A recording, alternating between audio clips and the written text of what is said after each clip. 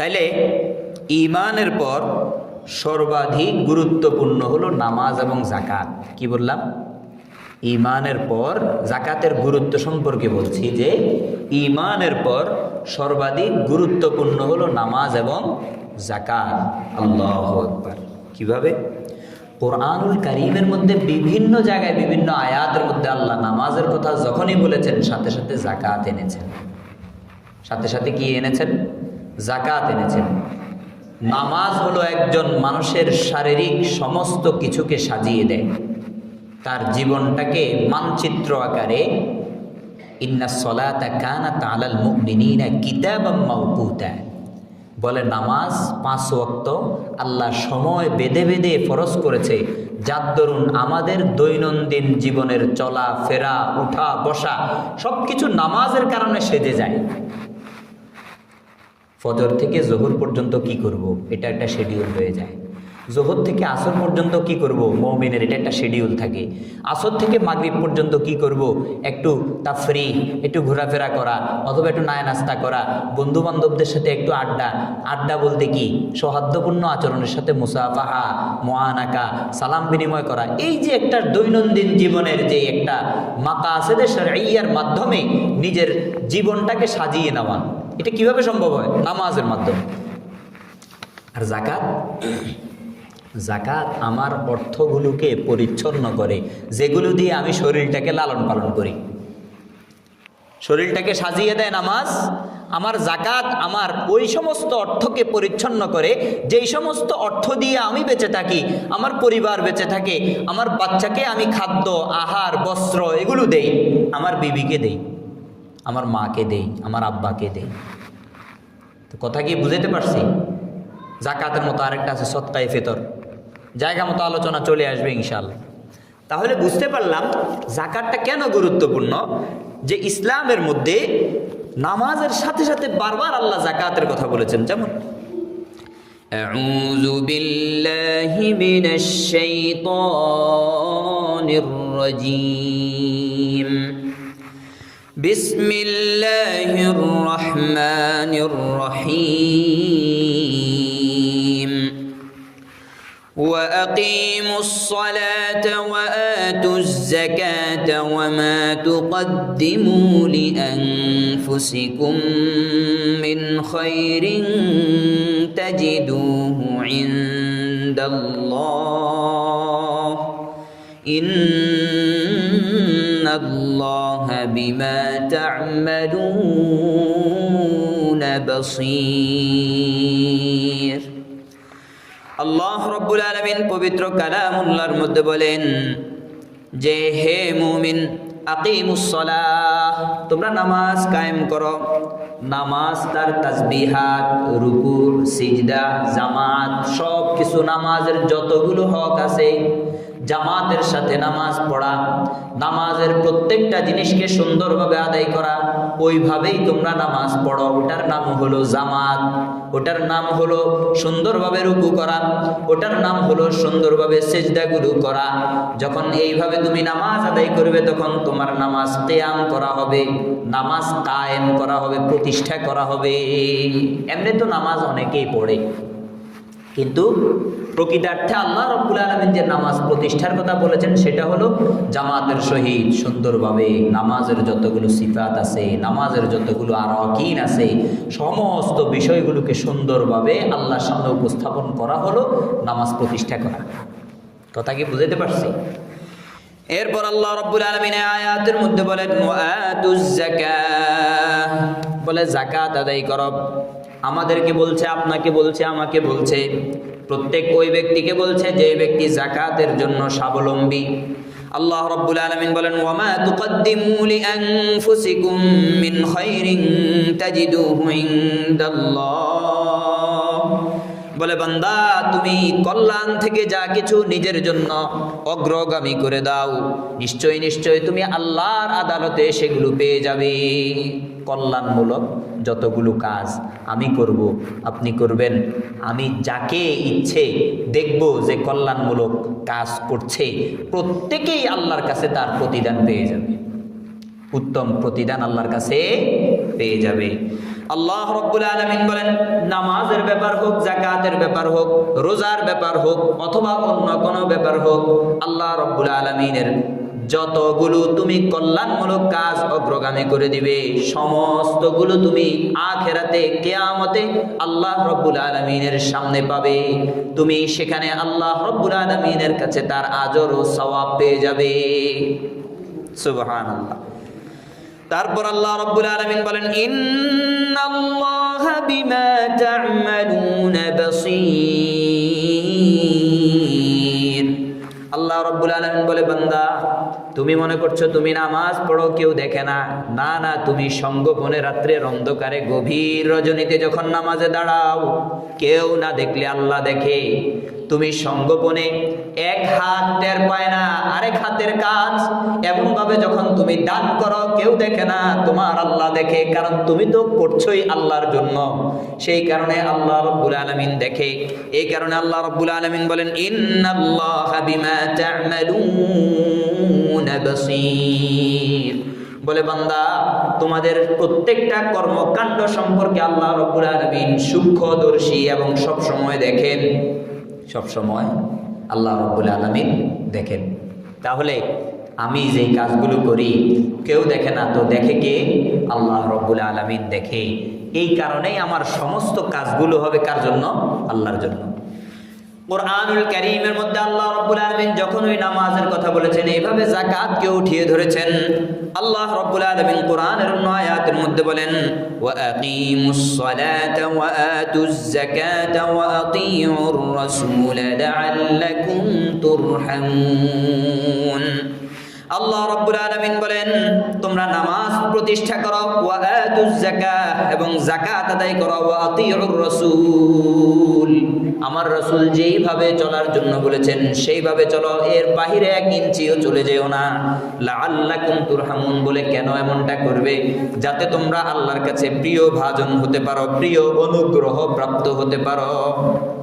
আল্লাহর কাছে অনুগ্রহ প্রাপ্ত হতে হলে আল্লাহ রাব্বুল আলামিন নামাজের কথা বলেছেন, যাকাতের কথা বলেছেন, রাসূলের আনুগত্য মেনে নেয়ার কথা বলেছেন। কথা কি বুঝাইতে পারছি? তাইলে নামাজ যেমন গুরুত্বপূর্ণ, যাকাতও তেমন গুরুত্বপূর্ণ। আল্লাহু আকবার, আল্লাহু আকবার। কোরআনুল কারীমের বিভিন্ন আয়াতগুলো পড়লে বোঝা যায় যে মানুষ বলে যে মান সদিকুল মুমিন, মুমিনের বন্ধু কে হবে? আল্লাহু আকবার। বলে যে মুমিনের বন্ধু কে হবে? জবাব হয় হুয়া সাহিবুস সালাতি ওয়াজ যাকাত, মুমিনের বন্ধু হবে যে নামাজ আদায় করে, যাকাত দেয়। আমার বন্ধু কিভাবে নির্ধারণ করব? যে নামাজ আদায় করে, যে যাকাত দেয়, সে আমার বন্ধু হবে। মুমিন হিসেবে মুমিন এইভাবে বন্ধু নির্বাচন করবে। যদি বলা হয় মান আমিলুস সালিহাত, উত্তম সৎ ভালো কাজ কারা করে, এর উত্তরও হবে হুয়া সাহিবুস সালাতি ওয়াজ যাকাত, সেও হলো যে নামাজ আদায় করে এবং যাকাত আদায় করে। যখন প্রশ্ন করা হবে মাইয়ামুরুল মাসাজিদ, মসজিদগুলোকে আবাদ করবে কে, মসজিদ নির্মাণ করবে কে, মসজিদের কমিটি হবে কে, মসজিদের সেক্রেটারি হবে কে, সভাপতি হবে কে, তখন উত্তর দেওয়া হবে হুয়া সাহিবুস সালাতি ওয়াজ যাকাত, সেখানেও যে নামাজ আদায় করে এবং যাকাত আদায় করে সেই হবে মসজিদের পুরোধা ব্যক্তিত্ব। কথা কি বুঝাইতে পারছি? এগুলো কোরআনুল কারীমের আয়াতের সার নির্যাস, যেটা আমি সহজে আপনাদেরকে বলতেছি। আল্লাহু আকবার। আবার যখন প্রশ্ন করা হবে আল কোরআনু লিমান হাদ, আল কোরআনু লিমান হাদিন ওয়া বাশীর, বলে কোরআন কার জন্য হেদায়াত, কোরআন কার জন্য সুসংবাদ, তখন উত্তর দেওয়া হয় হুয়া সাহিবুস সালাতি ওয়াজ যাকাত, কোরআন হলো হেদায়াত হিসেবে এসেছে নামাজ আদায়কারী এবং যাকাত আদায়কারীর জন্য। কোরআন হেদায়েত হিসেবে এসেছে তাদের দুইজনের জন্য, যেমন ভাবে তাদের দুইজনের জন্য কোরআন সুসংবাদদাতা হিসেবে এসেছে। আর কোরআনের যে আয়াত আছে যে বাশীর ওয়া নাযীর, একদিক থেকে কোরআন সুসংবাদদাতা, আরেক দিক থেকে রাসূলুল্লাহর কথা বলতেছে। রাসূল কোরআনের মাধ্যমে আমাদেরকে সুসংবাদ দেয়, আবার রাসূল কোরআনের মাধ্যমে আমাদেরকে ভীতি প্রদর্শন করে জাহান্নামের ভয় দেখায়। আরেক দিক দিয়ে জান্নাতের সুসংবাদ দেয়, বলে যে জান্নাতের সুসংবাদ তো হচ্ছে সাহিবুস সালাতি ওয়াজ যাকাত, নামাজ এবং যাকাত আদায়কারীর জন্য, আর জাহান্নামের দুঃসংবাদ হলো এখান থেকে যারা বের হয়ে যাবে তাদের জন্য। কথা কি বুঝাইতে পারছি? তাইলে যাকাত কত গুরুত্বপূর্ণ। যেখানেই নামাজের কথা আসতেছে সেখানেই যাকাতের কথা আসতেছে। আল্লাহ রাব্বুল আলামিন নামাজের সাথে সাথে যাকাতকে বেশি বেশি উল্লেখ করেছেন, বেশি বেশি উল্লেখ করেছেন, যাতে করে আমাদের অন্তরে কোনোভাবেই এই ধারণা না আসে যে নামাজের থেকে মনে হয় যাকাতটা একটু হালকা। তাহলে কি বুঝলাম? নামাজ আর যাকাতে ফরজের বিধান হিসাবে কোনো পার্থক্য আছে? পার্থক্য নাই। ফরজ হওয়ার দিক থেকে পার্থক্য আছে। কিছু মানুষের উপর যাকাতটা ফরজ হয় যারা স্বাবলম্বী, কিন্তু নামাজটা সর্বস্তরে সবার উপর ফরজ হয়ে যায়। এটা হলো পার্থক্য, ঠিক আছে না? ফরজ হওয়ার দিক থেকে, গুরুত্বের দিক থেকে কোনো পার্থক্য নাই। আল্লাহু আকবার। যদি পার্থক্য থাকতো, হুজুর আকরাম সাল্লাল্লাহু আলাইহি সাল্লামের ইন্তেকালের পর হযরত আবু বকর সিদ্দিক রাদিয়াল্লাহু তাআলা আনহু তিনি যখন খলিফাতুল মুসলিমিন হলেন, আমিরুল মুমিনিন হলেন, তখন কিছু লোক রাসূলুল্লাহর যোগে যাকাত দিত। এখন যাকাতকে অস্বীকার করে, কয় যে আমরা যাকাত দিব না। কথা বুঝে আসছে? হযরত আবু বকর সিদ্দিক রাদিয়াল্লাহু তাআলা আনহু তাদের বিরুদ্ধে যুদ্ধ ঘোষণা করেছিলেন। হযরত আবু বকর সিদ্দিক রাদিয়াল্লাহু তাআলা আনহু সেদিন বলেছিলেন, ওয়াল্লাহি লা আততুলান্না মান ফাররাকা বাইনাস সালাতি ওয়াজ যাকাত। বলে আল্লাহর কসম, আল্লাহর কসম, আজকে আমি তাদের বিরুদ্ধে যুদ্ধ ঘোষণা করলাম, তাদের বিরুদ্ধে আমি যুদ্ধে অবতীর্ণ হব, তাদের বিরুদ্ধে আমি অস্ত্র ধারণ করব, তরবারি নিয়ে অবতীর্ণ হব। যারা নামাজ এবং যাকাতকে আলাদা করে দেয়, যারা মনে করে নামাজ বেশি গুরুত্বপূর্ণ, যাকাত তার চেয়ে কম গুরুত্বপূর্ণ, তাহলে ইসলামের প্রথম খলিফা হুজুর আকরাম সাল্লাল্লাহু আলাইহি সাল্লামের ইন্তেকালের পর যিনি সর্বপ্রথম খলিফা হলেন হযরত আবু বকর সিদ্দিক রাদিয়াল্লাহু তাআলা আনহু, তিনি বলছেন যদি কোনো ব্যক্তি নামাজ এবং যাকাতকে আলাদা করতে চায় তাহলে তার বিরুদ্ধে যুদ্ধ ঘোষণা করলাম। তো হালকা হলো কিভাবে? যাকাত কি হালকা বস্তু, নাকি যাকাত অনেক গুরুত্বপূর্ণ বিষয়? বুঝে আসলো যে যাকাতের গুরুত্ব অপরিসীম। ইসলামী শরীয়তে যখনই নামাজের কথা আসে তখনই যাকাতের কথা আসে, আলোক করার কোনো সুযোগ নেই। এখন আসুন, এই যাকাত কিভাবে আসবে, কার উপর আসবে, এগুলো বলবো শেষে গিয়ে। যদি কোনো ব্যক্তি যাকাতের উপযুক্ত হলো, এরপরও তিনি যাকাত আদায় করলো না, এর ভয়াবহতা কেমন?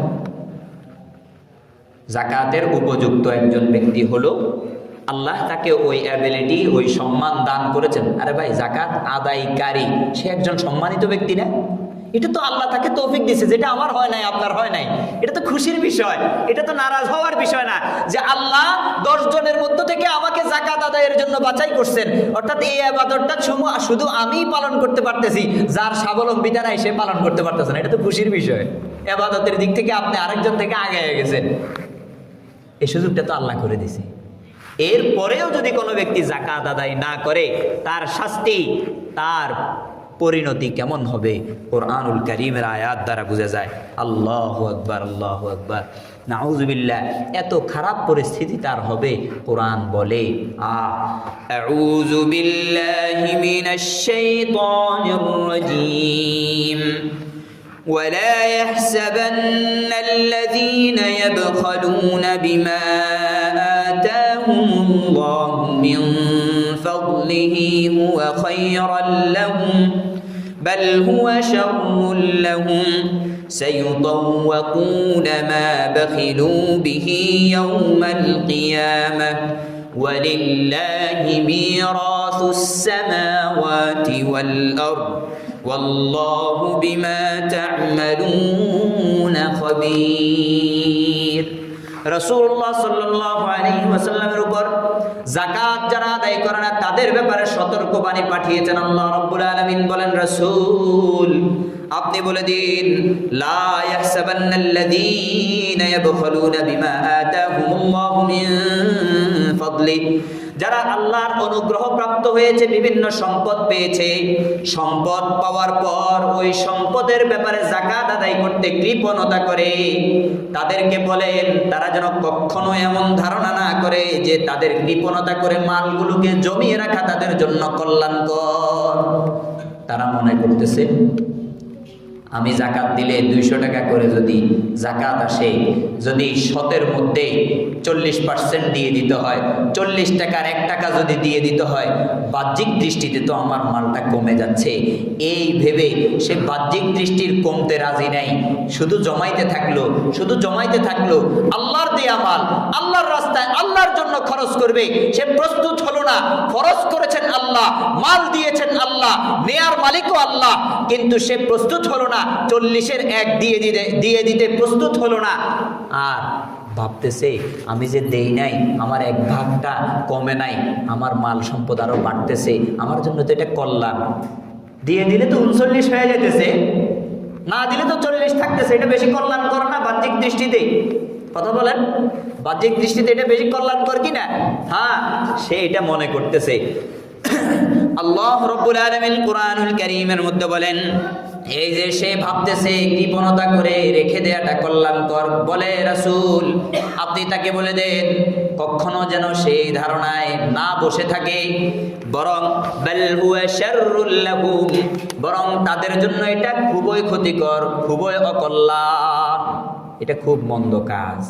রাসূল তারা তো বুঝতেছে না, আসলে যেগুলো তারা জমায়া রাখতেছে, যেগুলো তারা বখিলামি করে কৃপণতা করে সম্পদগুলোকে জমাচ্ছে, যাকাত আদায় করতেছে না, তাদেরকে আপনি ভালোভাবে বলে দেন সাইয়ুতাওয়াকুনা মা বাখিলু বিহি ইয়াউমাল কিয়ামাহ, বলে যে সমস্ত মাল সম্পদের ব্যাপারে তোমরা কৃপণতা করেছ, এই সমস্ত মাল সম্পদগুলোকে লোহা বা সীসা অথবা অন্য কোনো ধাতব বেড়ি বানিয়ে তোমার গলার মধ্যে কিয়ামতের দিন পরিয়ে দেয়া হবে। তোমার গণ্ডদেশ থেকে তোমার গলার শুরু থেকে শেষ পর্যন্ত এমন বড় বেড়ি পরিয়ে দেওয়া হবে, তোমার কল্লাটাকে তুমি নিচে নামানোর জন্য সুযোগ পাবে না, সব সময় ঊর্ধ্বমুখী হয়ে কিয়ামতের ময়দানে তোমাকে হাঁটতে হবে। যেই সম্পদ তুমি কৃপণতা করে করে জমিয়েছ, যেই সম্পদ তুমি মানুষকে দান করো নাই, আল্লাহর হক আল্লাহকে দাও নাই, সেই সম্পদ আজকে তোমার গলার বেড়ি হবে, আজকে তোমার গলার বেড়ি হবে। আল্লাহ রাব্বুল আলামিন বলে সে কি ভাবছে, ওয়ালিল্লাহি মিরাসুস সামাওয়াতি ওয়াল আরদ ওয়াল্লাহু বিমা তা'মালুনা খাবীর। সে ভাবতেছে মনে হয় সম্পদ তাকে আমি চিরস্থায়ীভাবে মালিক বানিয়ে দিয়েছি। বলে চিরস্থায়ীভাবে আমি তাকে মালিক বানাই নাই, বরং আসমান এবং জমিন পুরোটার আধিপত্য আমার কাছে।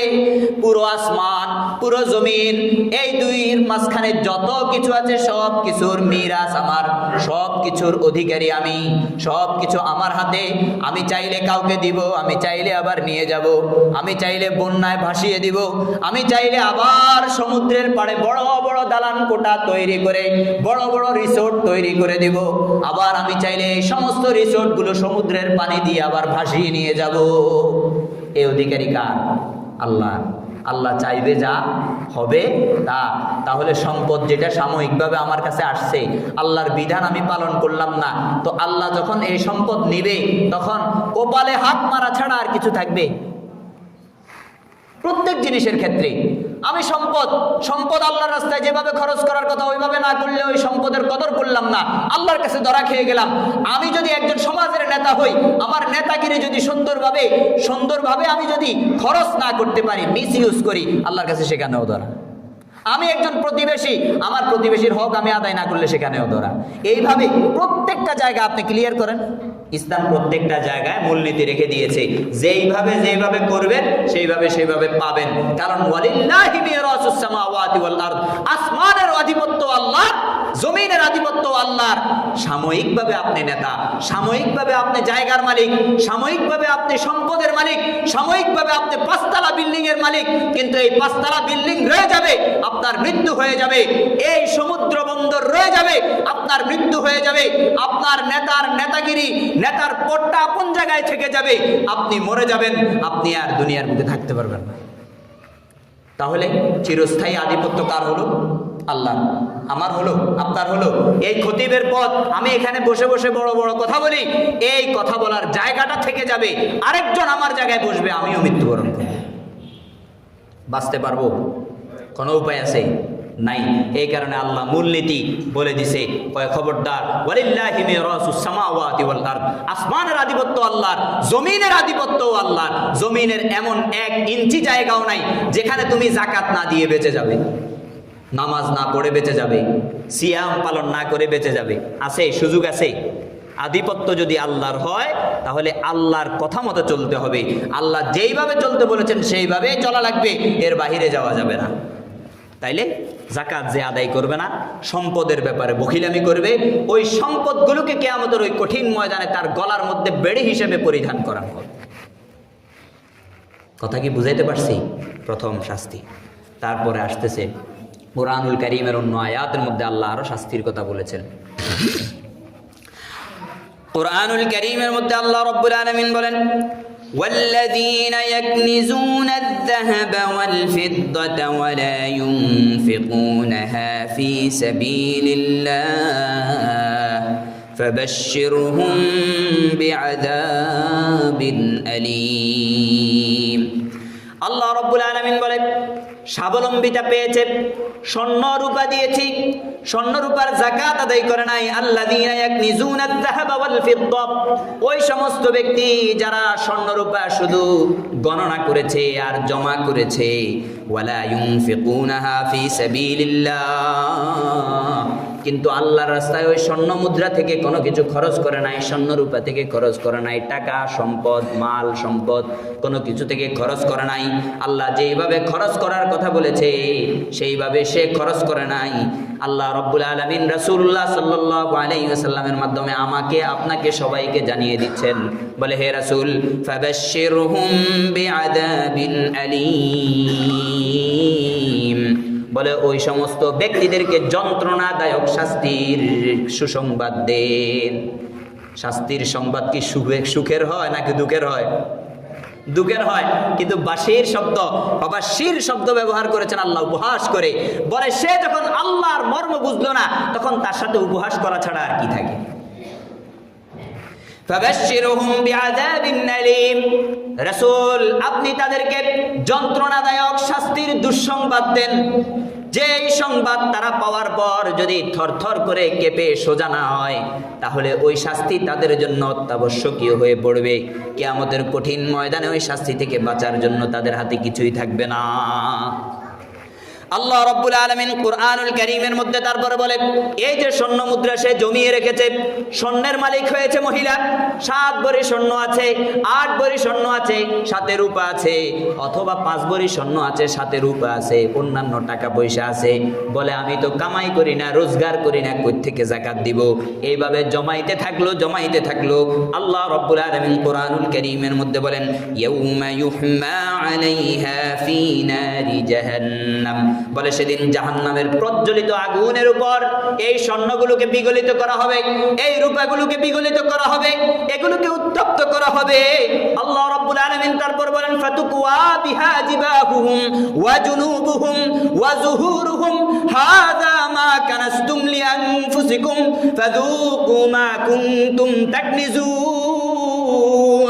আল্লাহ রাব্বুল আলামিন বলে, এগুলোকে শুধু গরম করা হবে এমন না, এই প্রজ্বলিত স্বর্ণ, এই প্রজ্বলিত রূপা দিয়ে তার কপালের মধ্যে সেক দেওয়া হবে, তার পার্শ্বদেশে সেক দেওয়া হবে, তার পিঠের মধ্যে সেক দেওয়া হবে, আর বলা হবে হাদা মা কানাসতুম, বলে এই সেক, এই উত্তপ্ত গরম স্বর্ণ, এই উত্তপ্ত গরম রূপা, এগুলো হচ্ছে ওইগুলো যেগুলো তুমি সংরক্ষণ করে রেখেছিলে, যেগুলোর যাকাত আদায় করো নাই।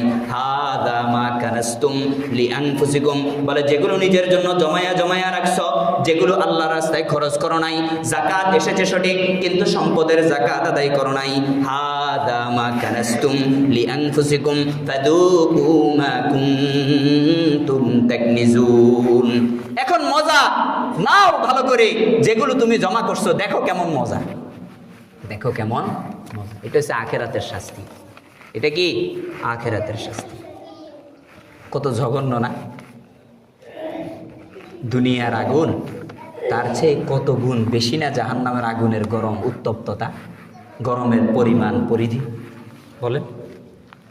দুনিয়ার আগুনে স্বর্ণকার যখন একটা স্বর্ণ পোড়ায় সেটা বিগলিত হয়ে টট্টরে একবার পানির মতো হয়ে যায়, লিকুইড জাতীয় হয়ে যায়। ওটাকে একটা জায়গায় রাখলে সাথে সাথে কি হয়ে যায়? শক্ত হয়ে যায়। আপনারা জানেন কিনা গরম পানির যে গরম, চিনির শিরার গরম, দুটোটা কি একরকম? একরকম না। মুরব্বীরা বলতে পারবে চিনির শিরা যেখানে লাগে সাথে সাথে ফসকা ফুটে যাবে, কারণ এটা কি গাঢ় জাতীয় জিনিস, যেটা লাগার পরে সাথে সাথে ঠান্ডা হয় না, গরম থাকে। আর গরম পানিটা বেশি তরল হওয়ার কারণে ছিটকে পড়ছে, পড়ার পরে জ্বলা বন্ধ হয়ে যায়। কারণ হচ্ছে যে ওটা তরল জিনিস বেয়ে পড়ে গেছে, ওটার গরমটা ওই জায়গায় আর লেগে থাকে না। এবার চিন্তা করেন চিনির শিরার থেকে আরো বেশি গাঢ় না স্বর্ণরূপার যে পানি? ওটা তো যেখানে লাগবে ওইখানে এইভাবে বসে যাবে ডাইরেক্ট। দেখেন না স্বর্ণকার যে স্বর্ণরূপাগুলোকে এইভাবে দেয়, তো সেক দিলে কি অবস্থাটা হবে চিন্তা করছেন? কয় যে একটা সময় তো মরেই যাব না, ওইখানে তো আর মৃত্যু দেওয়া হবে না। কুরআনুল কারীমের মধ্যে আল্লাহ রাব্বুল আলামিন বলেন মিন ওয়ারাইহি জাহান্নাম ওয়া ইউসকা মিন মাইন সাদীদ ইয়াতাজাররুহু ওয়া লা ইয়াকাদু ইউসিগুহু ওয়া ইয়াতিহিল মাউতু মিন কুল্লি মাকানিন ওয়া মা হুয়া বিমাইয়িত। বলে জাহান্নামের শাস্তিগুলোর কারণে চতুর্দিক থেকে তাকে মৃত্যু ডাকতে থাকবে, কিন্তু তার মৃত্যু হবে না, কারণ মৃত্যু তো বন্ধ করে দেওয়া হবে ওই সময়। ওই সময় আর মৃত্যু দেওয়া হবে না। দুনিয়ায় তো একটু বেশি থেকে বেশি আসমা এই দোতলা বিল্ডিং থেকে পড়েও অনেক মানুষ মারা যায় না, যায় না? অনেকে হাত পা ভেঙে ফেলে, কিন্তু তখন তো আর মৃত্যুর কোনো সিস্টেম নাই, তখন আযাব ওই আযাব। আর আযাবের শাস্তি কেমন হবে? বলে শাস্তি এমন হবে, ভোগটা কেমন হবে?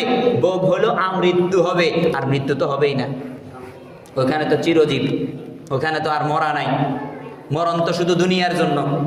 আল্লাহ রাব্বুল আলামিন আমাদের সবাইকে এগুলো থেকে ক্ষমা করুন। তারপর عن أبي هريرة رضي الله تعالى عنه أن النبي صلى الله عليه وسلم قال من أتاه الله مالا فلم يؤد زكاته مثل له ماله شجاعا أقرعا له زبيبتان يطوقه يوم القيامة। হযরত আবু হুরায়রা রাদিয়াল্লাহু তাআলা আনহু বলেন, রাসূল বলেন, যাকে আল্লাহ রাব্বুল আলামিন সম্পদ দিয়েছেন যাকাত আদায় করে নাই, বলে তার এই সম্পদগুলোকে বিষধর সাপে রূপান্তরিত করে তার গলার মধ্যে পেঁচিয়ে দেয়া হবে, তার 20 দাঁত দিয়ে তাকে সে দংশন করতে থাকবে। সাইয়্যিদাওয়াকুনামা। আল্লাহু আকবার। কত ভয়ঙ্কর বিষয় চিন্তা করছেন? আমার সম্পদগুলোই একসময় সাপে পরিণত হবে। ওই সাপ যখন তাকে দংশন করতে থাকবে, বলে ইয়াখুযু বিলিহিজিমাতাইহি ইয়ানি শাদাতাইহি সুম্মা ইয়াকুলু আনা মালুক আনা কানজুক। সাপটা তার বিষধর 2টা দাঁত দিয়ে যখন দংশন করতে থাকবে আর বলতে থাকবে, আমি হলাম তোর সম্পদ, আমি হলাম তোর ওই যে খাজানা, যেই খাজানার মধ্যে স্বর্ণ মুদ্রাগুলো তুই জমায়া রাখছিলি। সাপ সেদিন কথা বলবে, বলবে আমিই তো সম্পদ, আমিই তো অমুক, আমিই তো তমুক। কত ভয়ঙ্কর একটা রূপ ধারণ করবে সেদিন। যারা যাকাত আদায় করবে না তাদের অবস্থা কেমন হবে চিন্তা করুন। এখন আসুন, যাকাতের গুরুত্ব বুঝলাম, যাকাত না দিলে শাস্তি কেমন বুঝলাম, তো যাকাত কারা দিবে সেটাও তো বোঝা দরকার। যাকাত হচ্ছে সুস্থ। প্রথম কথা কি বললাম? সুস্থ। সুস্থ কোন দিক থেকে? এক দিক হলো যে শারীরিক সুস্থ, এটা মানসিকভাবে মস্তিষ্কগতভাবে সুস্থ। মস্তিষ্কগতভাবে কি সুস্থ? মানসিক সুস্থ, আজাদ, উন্মুক্ত, যে পরাধীন না। এখন তো গোলামবাদীর কোনো যোগ নাই, তাইলে এই শর্তের আর কোনো কাজও নাই। সুস্থ, আজাদ, বালেগ। বালেগ হওয়া শর্ত। বালেগ না হলে ইসলামের বিধানগুলো কি হয় না? কার্যকর হয় না। বালেগ, নেশাবের অধিকারী প্রত্যেক মুসলমানের উপর যাকাত ফরজ। সুস্থ, আজাদ, বালেগ, নেশাবের অধিকারী প্রত্যেক মুসলমানের উপর যাকাত ফরজ। গায়রে মুসলিমের উপর যাকাত ফরজ না, কারণ ইসলামের বিধান আসে মুসলমানের জন্য। আর সামাজিক কিছু ইসলামের বিধান আছে যেগুলো হিন্দু মুসলিমের জন্য, ইসলামী রাষ্ট্রের জন্য। তাদের শান্তি নিরাপত্তার জন্য। কিসের জন্য? তাদের শান্তি নিরাপত্তা। কিন্তু এটা হলো কি ইসলামের মৌলিক বিধান। এটা শুধু আমার জন্য আপনার জন্য হাদিয়া, আল্লাহর পক্ষ থেকে নেওয়া। এটা যারা ঈমান আনে নাই তারা পাবে না। এটা কথা কি বুঝাইতে পারছি? তারপর আসেন জাকাত আসে কখন? নেসাবের অধিকারী একজন মুসলমানের উপর জাকাতটা আসবে কখন? হ্যাঁ, জাকাতটা আসবে যখন আপনার গচ্ছিত এই সম্পদ, স্বর্ণ, রূপা অথবা টাকা পয়সা, প্রাইজ বন্ড, আরও বিভিন্ন বিষয় আছে না, এগুলো টাকা পয়সার হিসেবে চলে আসবে। অথবা ব্যবসায়িক পণ্য, অথবা গবাদি পশু, গবাদি পশুর একটা নির্দিষ্ট পরিমাণ আছে। এগুলো যখন আপনার জমা অবস্থায় 1 বছর অতিবাহিত হবে। কত? ধরেন না আজকে আপনার কাছে 2 লক্ষ, অথবা এই যে রূপার হিসাবে 2,05,117 টাকার মতো আমি আজকে হিসাব করে আসলাম আসার সময়, মানে রূপার হিসাবে সর্বনিম্ন নেশাব। তো 2 লক্ষ এটা প্রতিদিন পরিবর্তন হয় জানেন তো, কারণ ওই স্বর্ণরূপার হিসাবে নেশাবটা নির্ধারণ করা হয়। তো স্বর্ণরূপার দাম যেভাবে আপ ডাউন হয় এটাও আপ ডাউন হবে, বলে দিব সেটা। তো এই সমপরিমাণ টাকাটা যদি আজকে আপনার কাছে আছে, আর এই টাকাটা বছরের মাঝখানে যদি কোনো সময়ে এই টাকাটা কমে যায়, আবার বেড়ে যায়, সমস্যা নাই, কিন্তু আবার বছর শেষে এমন তারিখে এই টাকাটা আপনার কাছে আছে, তার মানে হচ্ছে যে আপনার কাছে গচ্ছিত ওই টাকাটা আছে। তখন আগামী বছর এই তারিখে এসে আপনার উপর জাকাত ফরজ হয়ে যাবে। জাকাত কি হয়ে যাবে? তাহলে বুঝলাম সুস্থ আজাদ প্রত্যেক নেশাবদারি মুসলমান যে আছে তার উপর জাকাত ফরজ হবে কখন? যখন তার গচ্ছিত মালের উপর 1 বছর ডেট পার হবে। 1 বছর ডেট পার হবে। এখন আসেন জাকাতের নেশাব কি? যেই নেশাবের অধিকারী হইলে মানুষের উপর জাকাত ওয়াজিব হয়। জাকাতের নেশাব হলো স্বর্ণে, যদি কারো কাছে শুধু স্বর্ণ আছে, টাকাও নাই, রূপাও নাই, তাইলে স্বর্ণের ভরি ধরবে। কি ধরবে? স্বর্ণের ভরি ধরার ক্ষেত্রে স্বর্ণের ভরি 7.5 ভরি। কত? 7.5 ভরি স্বর্ণ যদি কারো কাছে, শুধু স্বর্ণ হলে, কি হলে? শুধু স্বর্ণ হলে এই নেশাব, অন্যথায় রূপার নেশাব ধরবে। অন্যথায় কি ধরবে? শুধু স্বর্ণ যদি কারো কাছে থাকে তাহলে 7.5 ভরি স্বর্ণ যদি কারো কাছে থাকে তার উপর কি হয়ে যাবে? জাকাত ওয়াজিব হয়ে যাবে। 7.5 ভরি স্বর্ণের দাম বর্তমান বাজার মূল্য অনুযায়ী 12 লক্ষ, মানে আজকের বাজার মূল্য অনুযায়ী 12,74,042 টাকা। এটা হচ্ছে যে সনাতনী স্বর্ণের কথা বললাম, ক্যারেট ম্যারেট না। হ্যাঁ, কথা বুঝছেন? একবার সর্বনিম্নটা, সর্বোচ্চটা আরও বেশি দামি। কথা বুঝাইতে পারছি? তো এটা একটা হিসাব। তারপরে আসেন, এটা হচ্ছে স্বর্ণ, যদি কারো কাছে শুধু স্বর্ণ থাকে। এখন কারো কাছে স্বর্ণও আছে, রূপাও আছে, কি আছে? তখন কিন্তু নেশাবটা স্বর্ণের হিসাবে ধরবে না, ওই রূপা থাকার কারণে রূপার হিসাবে চলে যাবে। অথবা কারো কাছে স্বর্ণ আছে, স্বর্ণের সাথে কি আছে? টাকা পয়সা আছে। কি আছে? টাকা পয়সা আছে। অথবা রূপা আছে, রূপার সাথে টাকা পয়সা আছে, অথবা শুধু রূপা আছে। সর্ব অবস্থায় রূপার নেশাব ধরবে। বলে নেশাবটা রূপার কেন ধরবে? যাতে গরিব মিসকিনের হকটা সহসায় দেয়া যায়, গরিব মিসকিন যেন সহজে অধিকারী হয়। শুধু স্বর্ণ হইলে আটকা কোথায়? স্বর্ণের ভরি 7.5 ভরি হওয়া ছাড়া হবে না। এছাড়া বাকি সকল অবস্থায় রূপার ভরি ধরে জাকাত দেওয়া যাবে যখন 1 বছর অতিবাহিত হয়ে যাবে। রূপা কত? 52.5 তোলা। 52.5 তোলা বর্তমান হিসাবে, একক হিসাব যেটা হয় সে অনুযায়ী 52.5 ভরি। 52.5 কি ভরি, যেটার বর্তমান বাজার মূল্য আসে 2,05,117 টাকা, মানে আজকের বাজার। এটা কালকে পরিবর্তন হতে পারে, এটাও সনাতনী। এটা একবার সর্বনিম্নটা ধরা, মানে উচ্চ কোনো ক্যারেট ম্যারেট ধরলাম না। 18 ক্যারেট, 22 ক্যারেট অথবা 20 ক্যারেট, 21 ক্যারেট এগুলা ধরা হয় নাই। তো এইভাবে যদি কোনো একজন ব্যক্তির কাছে এই বছর ঘুরার পরে এই টাকাটা যদি 1 বছর লাস্টিং করে, তাহলে এই টাকার উপর জাকাত চলে আসবে। এই টাকাটাকে 40 ভাগ করে 1 ভাগ আল্লাহর রাস্তায় দিয়ে দিতে হবে। দিব কাকে? 1 ভাগ যে আল্লাহর রাস্তায় দিব। হ্যাঁ, আর আরেকটা কথা, এখানে জাকাতগুলো আসে কিসের উপর? স্বর্ণ, রূপা, টাকা পয়সা, পালিত পশু, ব্যবসায়িক পণ্য, এগুলোর উপর। অন্যান্য বস্তুর উপর আসে না।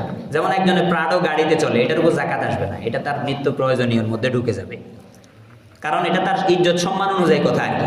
আমি সাইকেল চালাবো তার মানে এই না যে অমুকও সাইকেল চালাবে। অমুকের মাকাম অনুযায়ী সে হুন্ডা চালাবে, আরেকজনের মাকাম অনুযায়ী সে প্রাডো গাড়িতে চড়বে। মানে এক একজনের কোয়ালিটি সমাজে এক এক রকম কিনা। তো সেই অনুযায়ী তার স্ট্যাটাস বজায় রাখার জন্য যেগুলো ইজ্জত, সম্মান, আব্রু, এগুলো হেফাজতের জন্য যেগুলো লাগে, এগুলো সব জরুরি কাজে ঢুকে যাবে। স্বর্ণরূপা ছাড়া কারো কারো কাছে অনেক মুক্তার মালা থাকে, তারপরে যায় আপনার হীরা জওহার থাকে, এগুলোর উপর জাকাত আসে না। এগুলোর উপর কি আসে না? জাকাত আসে না। স্পষ্ট হইলাম তো? এগুলোর উপর জাকাত আসে না। হ্যাঁ, স্বর্ণরূপা যদি কোনো কাজের মধ্যেও থাকে, যেমন কোনো শাড়ির মধ্যে স্বর্ণের কোনো খচিত কাজ আছে, ওটার উপরও জাকাত চলে আসবে। স্বর্ণরূপা সর্ব অবস্থায় আসবে, চাই ওটা আপনি ব্যবসায়িক কাজে লাগান আর না লাগান। আর টাকা পয়সা হইলে টাকা পয়সাও জমায়ে রাখলে চলে আসবে। এরপরে আসেন পালিত পশু, ওটার একটা নির্ধারিত পরিমাণ আছে, ওটা আমাদের দেশে যেহেতু নাই ওটার আলোচনা আর করলাম না।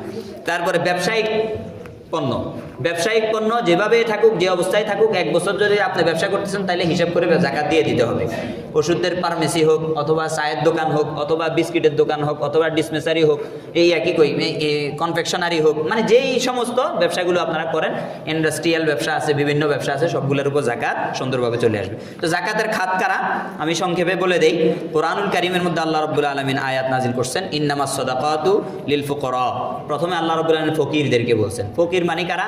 ফকির মানে হচ্ছে যে এমন ব্যক্তি যারা এই বাসস্থান তো আছে, খাদ্য টাদ্য এগুলো নিতে খুব অসুবিধা হয়, মানে গরিব, নাকি গরিব। আর মিসকিন, দ্বিতীয় নম্বর হলো মিসকিন, যার খাদ্যও নাই বাসস্থানও নাই, খাদ্যও নাই কি বাসস্থানও নাই। হ্যাঁ, তাহলে ফকির মিসকিন 2 নাম্বার। 3 নাম্বার আল আমিলিনা আলাইহা, যারা জাকাত উত্তোলন করে। তো জাকাত উত্তোলন করে যারা সরকারিভাবে, কথা কি বুঝাতে পারছি?